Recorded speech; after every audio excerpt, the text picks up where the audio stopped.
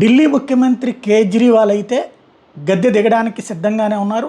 రేపు governor permission అడిగారు సక్సేనా. అయితే రేపు సాయంత్రం 4:30కి ఆయన రాజీనామా సమర్పించడానికి సిద్ధంగా ఉంటే ఆ టైంకి అపాయింట్మెంట్ ఇస్తే, మరొక వైపున ఉదయం 11:30 గంటలకి కేజ్రీవాల్ అధికారిక నివాసంలో సమావేశం కాబోతున్నారు.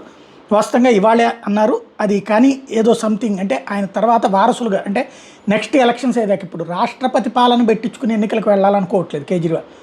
తను పక్క నుండి యాక్చువల్గా అసలు విషయం ఏంటంటే కోర్టు ఇచ్చినటువంటి ఆదేశాలు ఆయనకి పెద్ద సమస్య అయిపోయినాయి. దేని మీద సంతకం పెట్టకూడదు, గవర్నర్కి లెఫ్టినెంట్ గవర్నర్కి పంపే వాటి మీద మాత్రమే సంతకం పెట్టాలి. అంటే ముఖ్యమంత్రిగా ఉండి ఆయన ఏం చేయకూడదు. కాబట్టి ఇప్పుడు ఆయన అయితే చేయకూడదు, నిందితుడిగా ఉన్నాడుగా. వేరే ముఖ్యమంత్రి అయితే చేయొచ్చు కదా.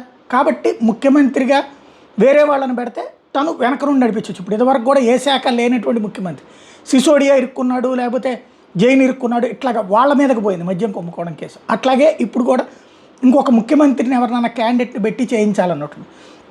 ఇందులో ఇప్పుడు కేజ్రీవాల్ సతీమణి సునీత, మంత్రులు అతిషి, గోపాల్ రాయ్లతో ముగ్గురులో ఎవరో ఒకళ్ళు అవుతారని, అలాగే మంత్రులు కైలాస్ గెహ్లాట్, సౌరభ్ భరద్వాజ్, ఇమ్రాన్ హుస్సేన్ పేర్లు కూడా వినబడతాయి.